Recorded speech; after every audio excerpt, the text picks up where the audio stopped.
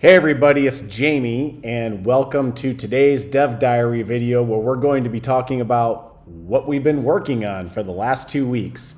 And as usual, thanks so much for joining us for this Dev Diary series, because here at Geeked-Out Basketball, we're building the world's best deep tactical basketball simulation game. It's Football Manager for basketball, because hardcore basketball sim gamers like all of you, you need your game too. So without further ado, let's jump right in. All right, first of all, I missed you all last week. Thanks so much for bearing with me. As you can see behind me, I'm in a new place, a new location, moved into a new place, actually changed cities. And I think maybe when I'm ready to dox myself a little bit further, I'll tell you all where I live and where I lived before and everything else. But for now, you don't care about me. Let's jump into the game. So I want to start just by, even though I've been traveling and moving, we have been working. I want to give you an update on what we've been working on. So the past 2 weeks, we've done a number of things, and I'll be able to show you some of this. One of the big things we did is we've added updates to player training. Specifically now in franchise mode, you can do position-specific training. So for example, you can choose to train your guys as point guards. You can choose to train one guy as a point guard, one guy as a shooting guard, one guy as a power forward. And that's going to focus on amplifying different attributes for those guys. And so I'll show you how that works. Like, for example, your centers and power forwards are going to focus more on rebounding, inside defense, and scoring. Your point guards are going to focus a bit more on ball handling, passing, basketball IQ. And your shooting guards are going to focus more on shooting, outside defense, etc. So I'll show you all that there. That's just a little option you have. Versus just like universally, training all your guys. Right now, this is just for, I'll show you, but it's for your coaching focus, so it's how you want to amplify guys. But still, and then we've also added a customization option for training as well, too, for player attributes, which I'll show you. We've added full CPU game stat tracking. Before, we were only tracking team stats and scores. Now we have full player stats in there, so those of you playing franchise mode, you're going to have a lot more robust national stats to follow, which is going to be pretty cool. We've redesigned in-game announcements. We've added the player names to announcements now. That's some feedback I've gotten from a couple of you, actually. And then you're going to see the design is just more elegant. It's indicative of the overall facelift we're going to give this game at some point. But we're kind of liking how that design feels. Right now, when you play franchise mode, every team's prestige and national rankings update after each week's games. Your prestige and your ranking are going to impact your seeding. Well, your ranking is going to impact your seeding for tournaments. And then your prestige and your ranking are going to impact your ability to recruiting. You'll see when we get, I'll run a training, and you'll be able to see we've added some pretty training notes. We're going to add more, but kind of like where they're going right now. I want to get your feedback on it. We're also adding deeper scouting reports. I'll show you that. We're adding more dynamic fast breaks. That's in progress right now. So I'll give you an update on that, and I'll show that to you. But that's very WIP. There's still some bugs. So one of those, like, bear with me. But one thing I've never done with you guys is held back. I promise you an update every Wednesday, and I want to show you as much as possible. So even if stuff's a little buggy, you can kind of see where we're going. And then we've just done some UX and quality of life updates as well. One thing to know, we've kind of landed into this new way of working where we're going to really focus on big bets and then bug tackling. And so what we're doing is essentially 6 days a week, Saturday through Thursday, are where we're focused on chasing down these big bets. Because it's really the big bets that once we get all this nailed, we're going to have a full game. We're going to be able to launch that and get everything rolling versus, like the alpha that's out there right now. Once we have all the big bets tackled, then we're going to launch the beta, get feedback, just make sure it's bulletproof and perfect, and then the full game goes live. When that's going to be, I've got kind of an idea in my head, but I don't want to put dates out there yet. I'm not that confident in it. And I'm going to show you on the next page what our big bets are that we're looking at. And then Friday, now we're just treating as our bug cleaning day. So, you guys are doing a great job of submitting bugs that you're finding in the alpha. And then we're also finding a lot as we test things and building a list there. And it's not even just bugs, it's just sort of like minor quality of life things that we can introduce as well too. So that's kind of how our cadence is looking right now. And I should probably put here Wednesday too is our video day. It's where we publish a video for all of you. Usually kind of working on a little bit of pre-pro and production for the video on Monday and Tuesday. And then we actually record this on Wednesday and publish it out to all of you guys. So let's jump here. So these are the big bets and the bugs that we're working on. So big bets right now, we're working on fast breaks, more dynamic fast breaks. I'm going to show you where we're at. After that, we're going to work on more dynamic and deterministic sim gameplay. I'll give you more details on that, but those of you who've been playing this, you probably noticed like there's good movement, but especially on the offensive side, it's a bit wooden, right? And so what that's indicative of is, again, the challenge with all of this is syncing and building a front end that matches everything we have going on the back end. We have a completely robust back end simulation running in this thing, but getting it perfectly synced to the front end has been our biggest challenge. And so part of that has been offensive players' movements and decision making, especially in half-court offense, but also in breaking traps and presses and on fast breaks.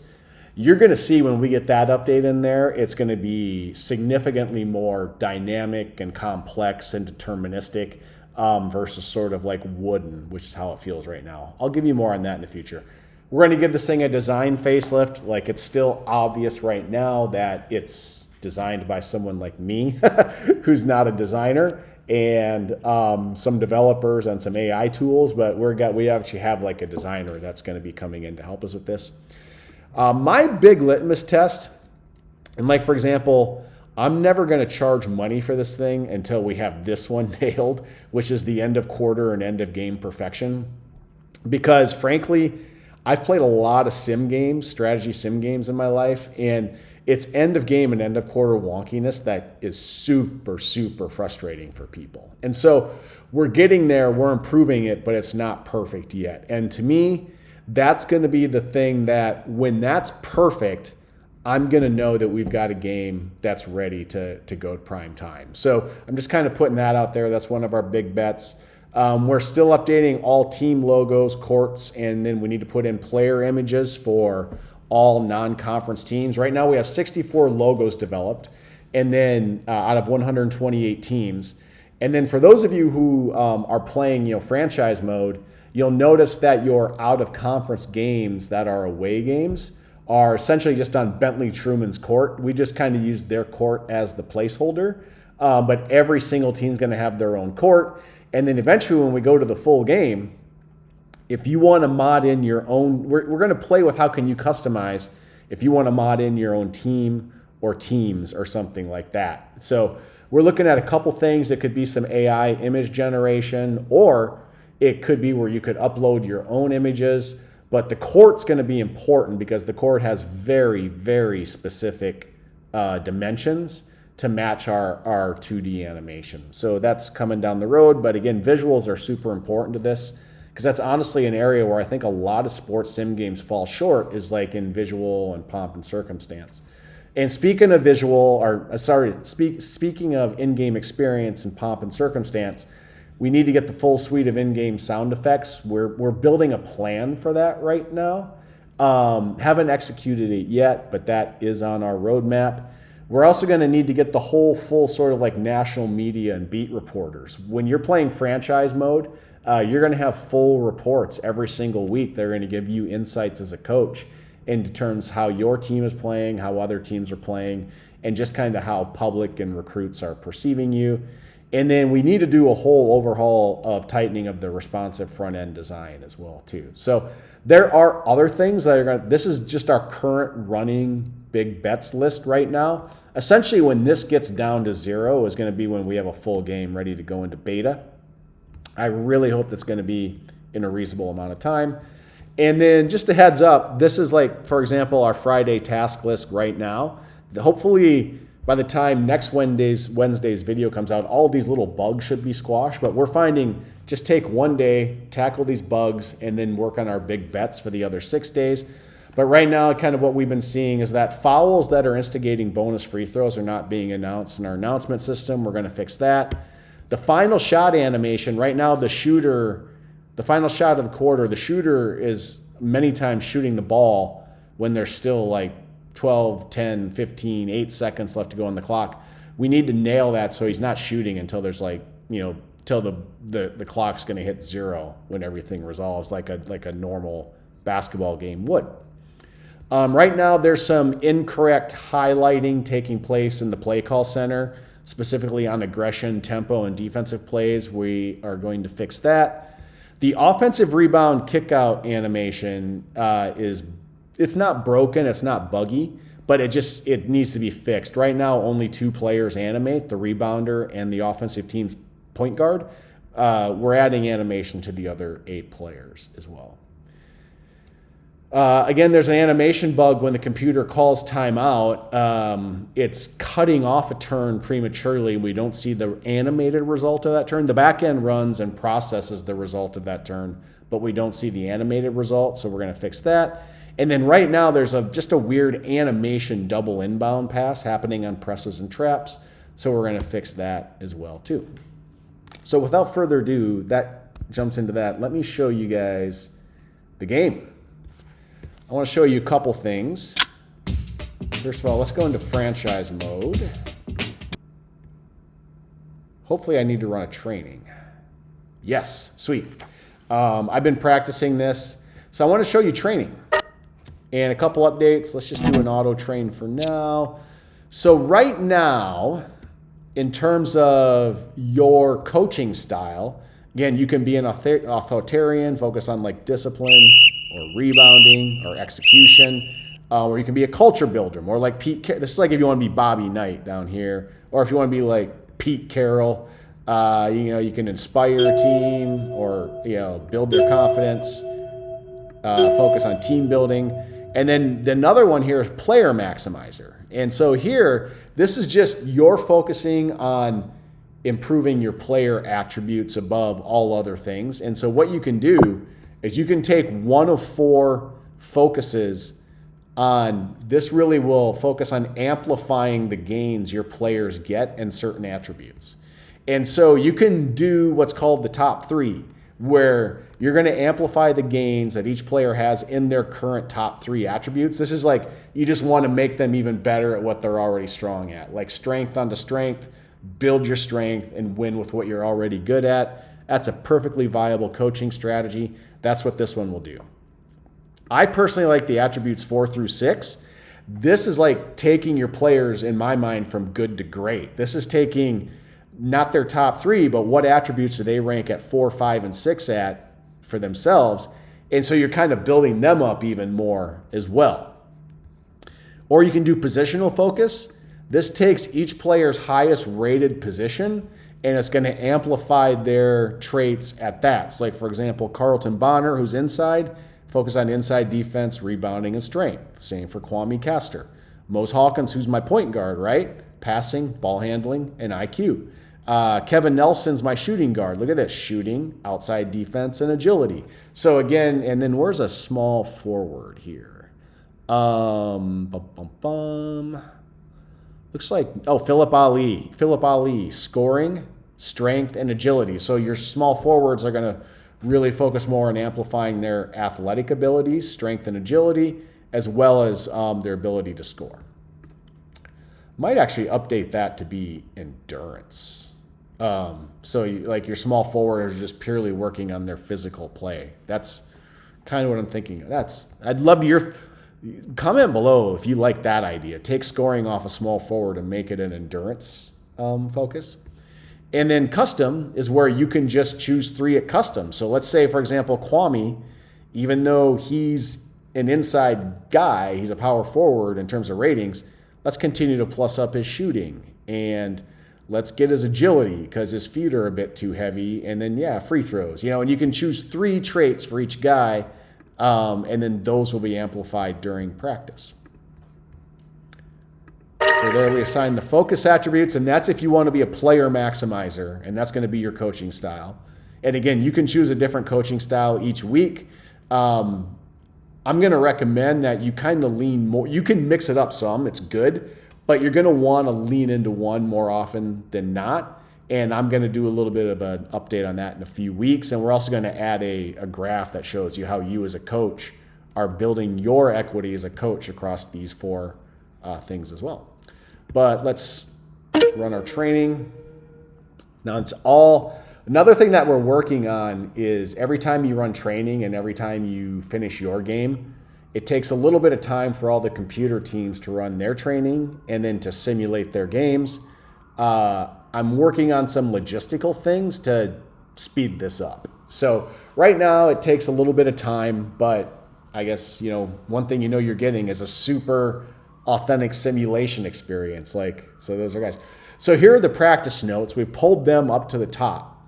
And what you'll see here, you get a practice player of the week. This is your player who performed the best during the week. Who had the biggest regression? Who was the most positive influence on your locker room? And then you get a report on your strong cumulative increases. So this is just cumulatively across the entire team. I had strong gains in scoring, shooting, and agility. So my offense got helped quite a bit. And then I had concerning regression in character, IQ, and endurance. So my intangibles are kind of struggling, which is hurting. By the way, character is actually a hidden attribute that you're meant to feel and not see. So I might delete this from the reporting. This is always kind of meant to be a little bit of an intangible thing. This might be the only video where I admit that the character attribute exists for players. All right, and then this gives you a report of your strongest offensive plays. So it looks like my 5-0 motion, my power forward corner shot, and my power forward high post drive. My team practiced those pretty well. My strongest defensive set is the 1-3-1 zone. My fast break readiness is strong. My press trap readiness is weak. And then there are no significant updates in terms of player energy levels. So I didn't really deplete my players. And then what it does is it gives you your player report as usual. This used to be at the top. That's now pushed below the notes. And it shows you both their current attributes and then their training changes for that week. The team report and your changes to any team attributes. So I did have pretty good movement across all team attributes. And then this is a new thing that we've added, which is a projected starting 5. So this just, if you take your highest rated players at every position, this is what your starting 5 would look like. You don't always need to adhere to this. For example, I like to play Bonner at center and Castor at power forward. But in terms of how they're grading out, Bonner actually does rate out as a higher power forward, which is interesting. And then down here, you have your playbook summary. So you can kind of see by focusing so much on players and maximizing my player attributes, my command of the playbook, and i.e. if I would have been more of a systems coach, took a hit. So it's all about trade-offs, right? Do you want to focus on player attributes or command of the playbook, even though defense looks like it did pretty well. So I clearly must have run with my auto train more defensive install drills than offensive install. So we'll go to the locker room. And I think that's pretty much it for training. And now what I want to do is just give you a kind of little peek at the fast breaks.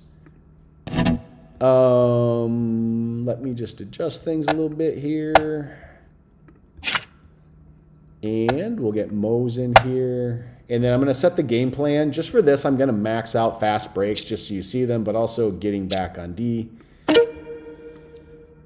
Okay.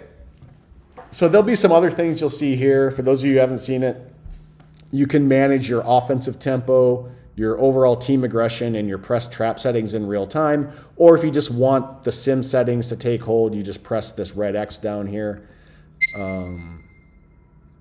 I'm just for now, let's not worry about it. Ooh, I got to work on IDA's color scheme. That gray on white is not really popping that well. Oh well. So you see the new animation system there. You see the design in the center. We got the player names down below. The text is a little small. I want to work on making the text more prominent. I think that's funny I got IDA here because wow, that color combination with the sprites needs to be fixed. Their team colors are white and gray. But yeah. So let's play this till we get to a foul.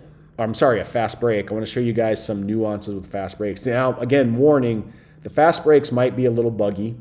Another note, too, is we've programmed agility into player movements. I don't think it's pronounced enough. Okay, nope, they got an offensive rebound. So players will move. Players with higher agility are going to cover more ground. It's a little too subtle right now. We're still playing with the levels. But that is programmed, so you're going to, those of you with a good eye will notice it. Okay, we should get a fast break here. There it is. Okay, so they stopped our fast break. I need to get that. We pulled off all the announcements of fast breaks for now because it was getting in the way in the middle of the screen. We will get those back in so you know what's going on. I'm just kind of showing you some stuff right now. I want them to execute one. Okay, so they denied the fast break. Okay. Yeah, again, that animation, that was buggy. That shouldn't have happened. We're going to fix that. But what you can do is your good defensive players can deny. Okay, so there we executed it out. And yeah. So you kind of see before, we just kind of had like the one player leaking back. And that play still exists, and I'll talk about that. But it was just really one player leaking back. And if he could get behind the defense, great.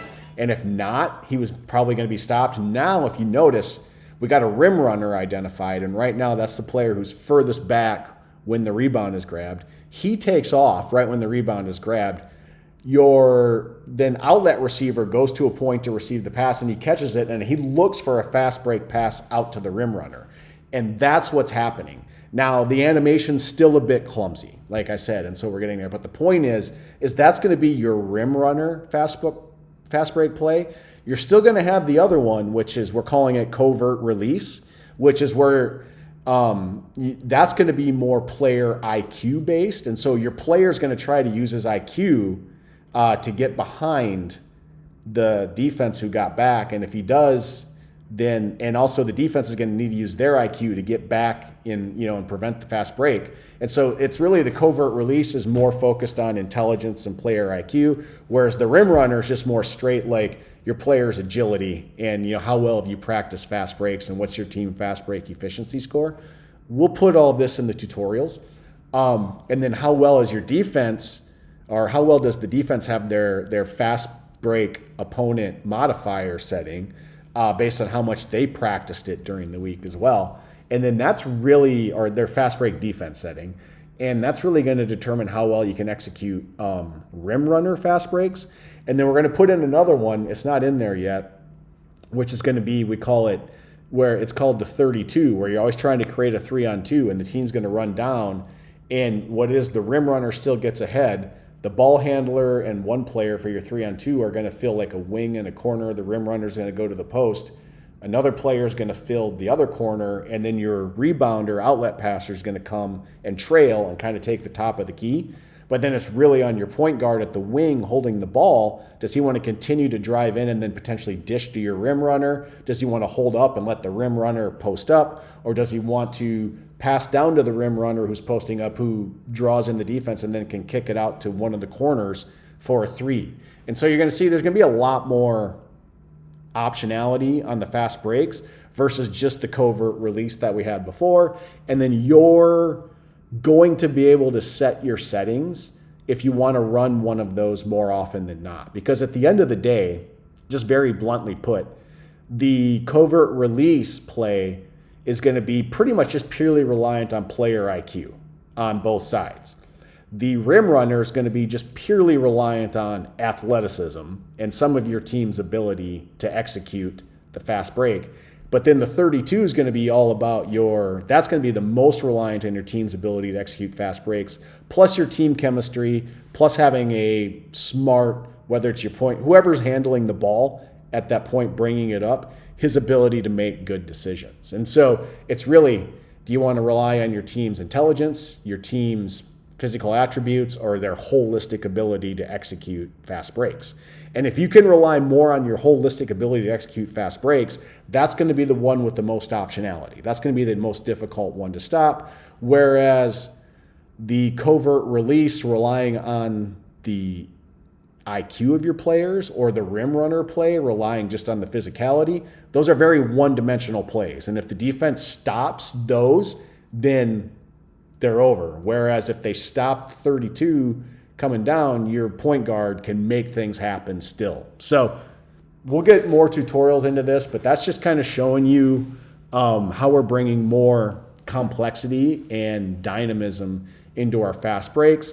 We're going to be bringing that same level of thinking into traps and presses and the half-court offense even more too. So again, like those of you who've been playing the alpha, you've been playing a pretty, what I wouldn't call it basics. This is a pretty in-depth sim, but it's been a pretty, for us, a basic version, and you're going to get a much more dynamic version very soon. And then the other thing, as we put in these new features that we're really thinking through, is how do we make the game UX so that you all just understand the trade-offs to all of these. So there's going to be tutorial pages, but we're also working on putting things like tool tips, or we're kind of playing with another idea so you get information right away, so you understand in real time what kind of decisions you're making as a coach. So let's just kind of go back. I'll see if I can maybe show you a couple more fast breaks. Again, they're not working perfectly, especially with the feedback loop to you all. We should get one here. Nope. Oh, yep. No. And so see there, that one got stopped as well too, but we don't have an announcement announcing it. So again, I removed announcements for now because they were coming up right here in the middle of the screen, and it was blocking the outlet receiver. And so it didn't allow me to kind of break down what was happening. We're going to probably work on a different way to announce fast breaks. So there was a pass, and then he got it out. Okay. So there's a little weirdness with the defensive player placement right now too. That guy should have came down and guarded the shot.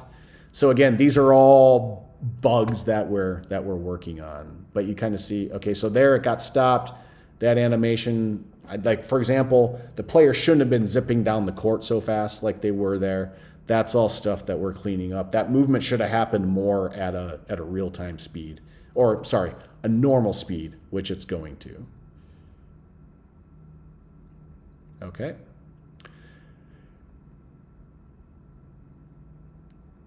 Let's just see if we'll get one more fast break, hopefully, and I'll kind of show you.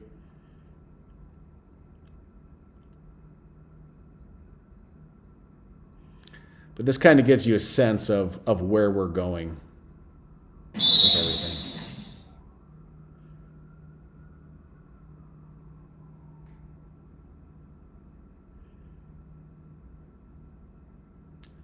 See if we get a fast break here. No, shot clock violation. We'll play this out to the end of the first quarter. 35 seconds to go.